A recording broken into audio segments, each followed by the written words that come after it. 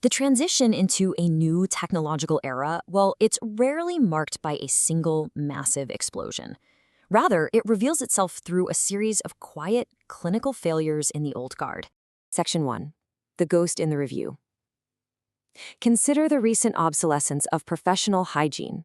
In the case of Alex Preston, while he was reviewing Jean-Baptiste Andrea's Watching Over Her for the New York Times, Preston employed an AI editing tool that functioned less like an assistant and, honestly, more like a ghost.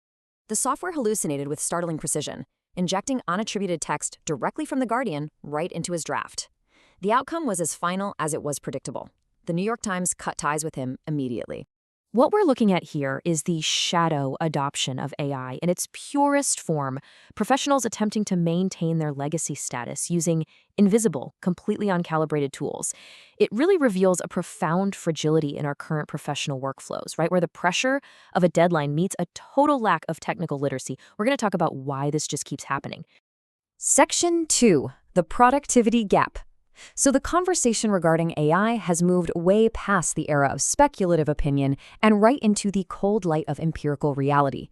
To treat the impact of these tools as just a matter of taste is no longer a valid critique. It's literally a denial of evidence. We are currently navigating what researchers call the jagged technological frontier. It's a boundary that doesn't move in a smooth, predictable line, but zigzags all across the professional landscape, completely subverting our traditional definitions of difficulty. According to a landmark study by Harvard Business School and Boston Consulting Group, that's Delacqua et al., 2026, the data provides an absolute ground truth here. For tasks inside the frontier, things like creative ideation and market analysis, consultants using GPT-4 completed 12.2% more subtasks, and they worked 25.1% faster. But what was more devastating for the elite ego was the quality boost. Human graders rated the AI-augmented work 32% higher than the control group. However, that frontier is indeed jagged. For tasks outside the boundary, work requiring the synthesis of real qualitative nuance, we actually see a 19% accuracy drop. So while the human-only groups maintained an 84.5% accuracy rate, those relying too heavily on the machine, well, they stumbled. The most profound finding, though, is the equalization effect. AI lifted the performance of the bottom half of workers by a massive 31%, effectively compressing the distance between the total novice and the seasoned expert. The Great Sorting isn't an opinion. It's a structural mechanism that is currently dissolving our traditional hierarchies of talent. Section 3. The 5 stages of grief. When we sit back and observe the resistance to this shift, it's honestly much more analytical to view it as a grieving process rather than some moral crusade. We are effectively observing a funeral for the reputational premium that the creative class once enjoyed. If you look closely, the behavior of your peers can be mapped directly onto a psychological landscape of loss. First up is denial. This is that monastic rejection described by Nesrine Malik. It's the belief that by simply refusing to engage with the dark sorcery of the machine, one can prevent it from creeping into their own synapses. It's a preservation of the self through pure isolation. Then, anger. We see this in the pencil Puritans of Reddit and the public reversals of creators like Jazza.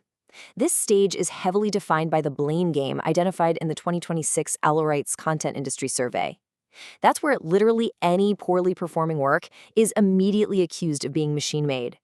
It's a desperate attempt to moralize what is fundamentally just a shift in labor economics. Next is bargaining. This is the era of the proudly human certification and things like the WGA's 2023 Minimum Basic Agreement provisions. These are attempts to negotiate with the inevitable, using specific legal definitions like literary material to ensure a machine simply cannot be legally classified as a writer, even as it actually does the writing. Then, depression. The data here is pretty somber. 74% of writers report acute career anxiety right now. 56% of freelancers are reporting a measurable decline in opportunities. The realization is fully setting in that the market moat is gone. Finally, acceptance. Now, in the context of the sorting, acceptance isn't some warm, fuzzy embrace of technology. It is the clinical recognition of the new baseline. It's the stage where a professional finally stops mourning their lost premium and accepts that they either adapt to the frontier or they exit the industry entirely. Section 4. Why you are already winning. Listen, if you're watching this explainer, you likely already understand that the sorting mechanism is actively providing you with compounding advantages. And these aren't based on flattery, but on the invisible assets identified by researchers at MIT and Harvard. First, you've achieved taste calibration. You actually understand where that jagged frontier lies. So while others are suffering that 19% accuracy drop by blindly overtrusting the machine, you have the discernment to avoid the trap. You've successfully avoided cognitive complacency. That's the technical sedative identified in the BCG study that saw trained users drop to a 60% accuracy rate simply because they stopped questioning the hallucination. Second, you're benefiting from workflow design. As the MIT study of developers noted, this is a massive structural win through the reallocation of labor. You aren't just doing more, you're actually spending 12.4% more time on core, creative work by slashing 24.9% of the administrative drudgery and project management that once defined your day. According to MIT, this kind of low-cost experimentation increases your individual labor market potential by roughly $1,683 per year. You are actively compounding value, while your competition is out there compounding grief. Section 5. The anti-AI letter. We have to eventually address the letter. You know the one, the statement on AI training signed by over 10,000 creators. It declares that the unlicensed use of creative works is a major, unjust threat to the livelihoods of the people behind those works. Now, from a distance, sure, this looks like a noble defense of the human spirit, but up close, it is the gatekeeper's grief. Let's dismantle it. The threat they describe isn't actually to creativity itself, but to reputation compression. As the 2025 Brookings study highlights, generative AI raises the baseline of the lower skilled to a point where clients just no longer perceive the value in paying a premium for a high reputation name. The signers are essentially mourning the loss of a monopoly on good enough. According to the Ramp Economics Lab and the Oxford Internet Institute, the underlying financial calculation here is absolutely devastating.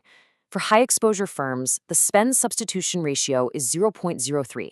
To put that into perspective, for every $1 they once spent on an elite human freelancer, they now spend just 3 cents on AI inference fees.